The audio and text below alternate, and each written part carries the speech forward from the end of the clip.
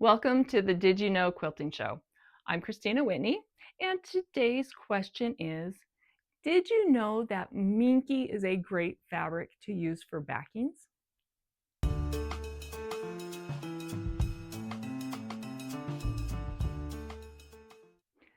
Thank you for joining me today. I'm super excited. I've got some fabric here that is from Shannon Fabrics.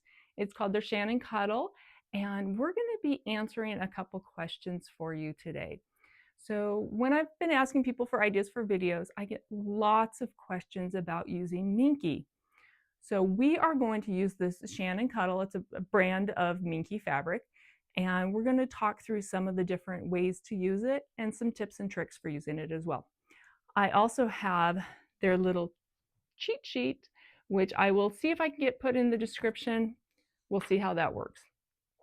Okay, so first question is, do I use batting when I use Minky? My favorite answer, it depends. If you are going to be using this particular quilt in a really cold climate, then yeah, you definitely want to put some batting in. However, if you're going to use it in a warmer environment, you might not necessarily want to put batting in. I will point out though, if you are planning on ever putting one of these in a show or something like that, the quilt police will remind you, not always nicely, but they'll remind you that you have to have 3 layers in order for it to qualify as an official quilt, meaning it has to have the backing, the batting, and the top fabric. Okay, so that being said, do what works for you. Okay, so another question that I get a lot is, why do I have Minky coming up to the top of my quilt when I'm long arming it? That's normal, it's just part of the process. However, when you take it off and it relaxes and you wash it, those fibers will come back down. I have found one thing that a lot of people swear by is using a trilobal polyester thread, and that the slipperier thread tends to not pull those fibers up quite as much. Okay, so try that and see if it works for you. Now, since we're talking about threads, use whatever thread you want, blending color or not, but you're just going to use whatever regular thread you would use, and you're going to match your needle size to that thread. Okay, you don't need to change the needle because you're using Minky. I have found though that using Minky on the backing, you rarely are going to see that bobbin thread because it sinks up into the fibers of the Minky and it kind of just disappears, but it leaves an amazing texture. So try it, use whatever color you need to, whether you want it to be blending or you want contrasting, go for it. You'll have fun. Okay, another thing, the dreaded piecing of the backing. Yes, you can piece Minky. Generally, Minky comes in, I think it's 58, 60 inch wide. So sometimes your quilt's bigger than that and you're gonna need to piece it. Or here's a great workaround that I just discovered I'm super excited about. I haven't used it yet, but I'm really excited, is Shannon Fabrics has what they call cuddle cuts. And let me show you one of those. Okay, this is a cuddle cut. It's from Shannon Fabrics, all different colors, but the coolest thing, look how big that is. The coolest thing is it's 3 yards by 3 yards. So this is like an extra wide back, like your typical 108 inch by 108, or actually it's technically 110 inches. So yeah, these are fantastic. And it says on here, great for long arm quilting. I love it. Okay, so it is 108 by 110, like I said, machine wash cold, no fabric softener, tumble dry low, no dryer sheet. So I'm super excited to try this out. But however, let's say you don't have one of these. Let me just set this aside. And let's say you do need to piece your backing. So I've got a backing here that's already pieced together. It's just a bunch of Minky strips. And you can just sew those together on your regular domestic machine. If you have like a solid piece that's really big and you're wanting to seam it together, I am going to advise though that you don't take the fabric. Let me pull this one over here. This is a solid piece. I'm not going to take my fabric and fold it in half and sew that seam like I might do for a regular cotton top because of the nap. Now, I discovered this on accident, and it was not the best situation, but I ended up having it so that half of the quilt, the nap went this way, and half the quilt, the nap went that way, and I didn't even discover it till after the quilting was all done. So my mistake, your benefit. So you hopefully won't have that same issue. So if you have one solid piece of fabric that you need to piece together, cut it first. Make sure that both the directions of the nap is going both the same direction, and then piece it together. Okay, that's my personal tip from myself screwing up. Okay, now we're going to get into the loading. Every person that you talk to is going to tell you something different. So my advice to you is do what works for you. Don't worry about what everybody else says, and try different ways. So I'm going to talk about two different ways today. The first one is, let's actually just look at this fabric for a second. So I've got this selvage end here. If I pull that selvage end, it doesn't stretch very much, just a little tiny bit. However, if I stretch it the other direction, that's where that stretch is going to come in. So that is the biggest thing with working with Minky, is that you have to pay attention to the stretch and which direction it's going and what you need to do to prevent it from stretching as you're long arming and then taking it off and having it shrink back to its normal position. Okay, that is the hardest thing that you're probably going to have to deal with, and it's very manageable. So as we're loading, we need to think about the stretch. If you do have a piece backing, you also need to think about the seam. If you've got seams, you want to try, if at possible, to have the seams going parallel to the poles rather than perpendicular. Okay, that's probably going to be the easiest way for you, regardless of which way the stretch is. Now, if you have a solid piece and you don't have to load it a certain direction, like let's say maybe the print is going a certain way, so you have to load it one way or the other. But this print that I have here is a very fun design. It's called Little Dinos, and you can do this whichever direction.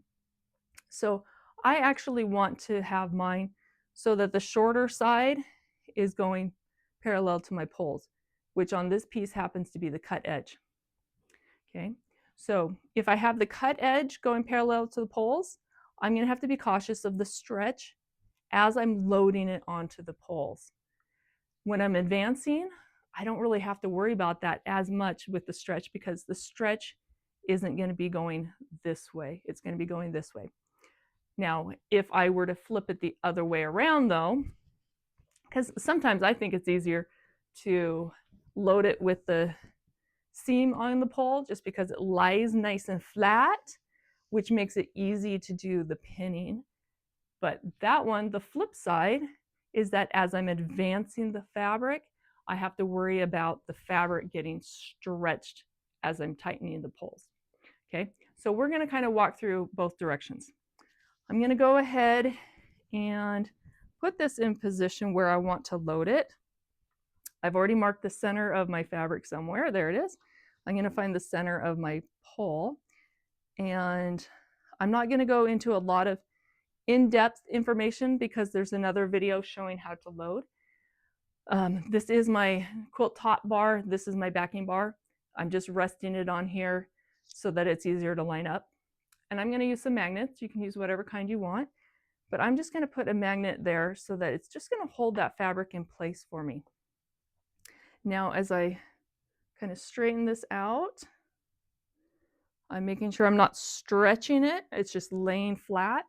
And I'm going to throw a couple magnets in place to hold that where it's at without it being stretched. Once I start pinning, that's when it's harder to not stretch the fabric, because you're actually holding it and then trying to poke through, and that's where you're going to get the stretch. So I like to have it all laid out ahead of time, and then I can bring my backing leader up to it. I'm going to move that down just a little. Bring some pins over.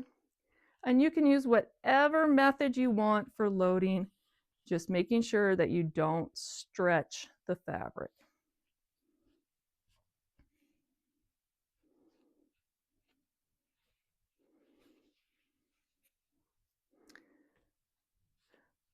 So with loading the cut side, sometimes you will come across the fabric wanting to curl on itself. That's normal. You're just going to do the best that you can to keep it straight.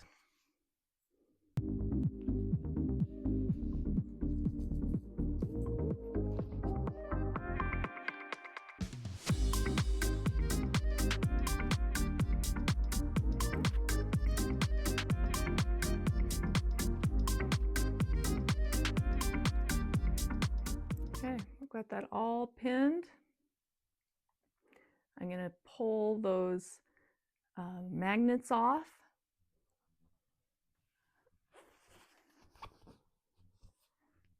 And then I will be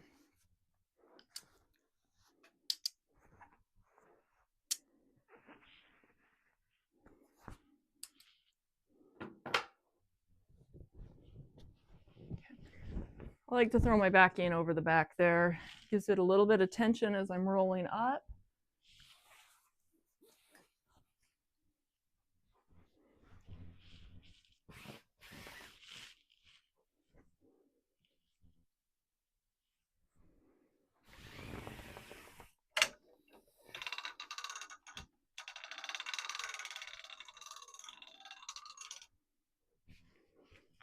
Okay, a lot of times I like to manipulate the fabric. So see how that wasn't quite laying on top of each other? We can just do a little bit of manipulating there. I do want to make sure that we're cautious when we do that because this is the direction it's trying to stretch. So it will try to stretch more than I want or need it to if I'm not careful. Okay.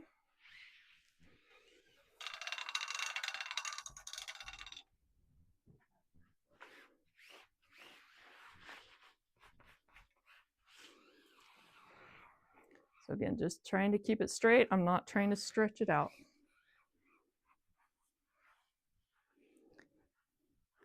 Okay, I'm at this point. I'm going to go ahead and load to the backing, and then we'll be able to start.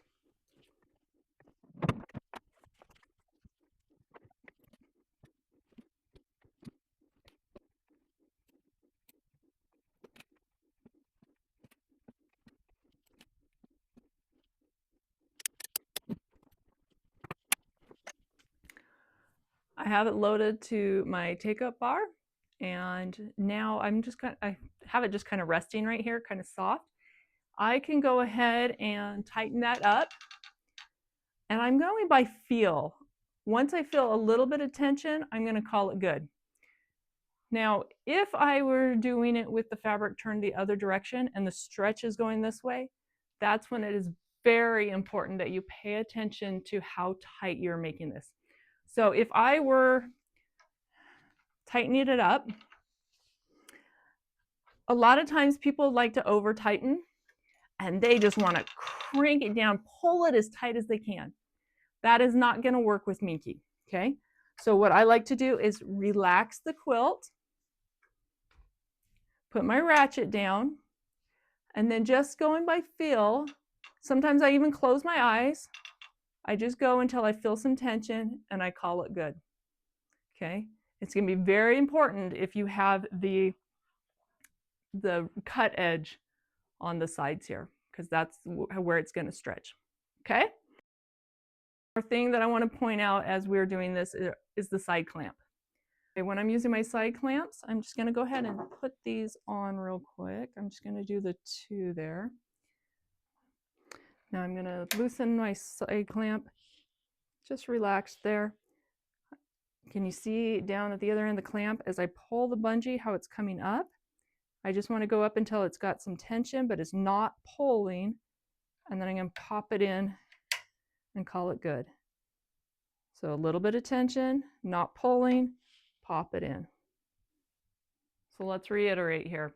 With loading the Minky, you have options. You can do the selvage edge against the pole, which means the stretch is going to be here. So as you're advancing, you're going to be very cautious of that stretch. Or you can have it the other direction where the selvage is going this way and the cut side is this way. That one, you're going to have to pay attention to the cut side as you're loading, that you don't stretch it on the bar. Okay? Hopefully that answered some of your questions. Minky is fantastic. I love working with it. I love the texture that it creates. The last question that I want to cover, though, is what kind of a design do I use? If you are using this for, say, like a baby quilt, most people will suggest using a loose design just because it allows the Minky to be fluffy and lots of fun.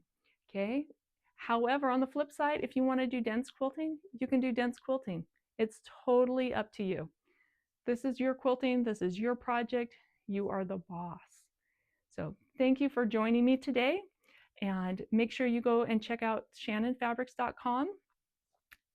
See what things they have available and give it a try. So have fun quilting this week.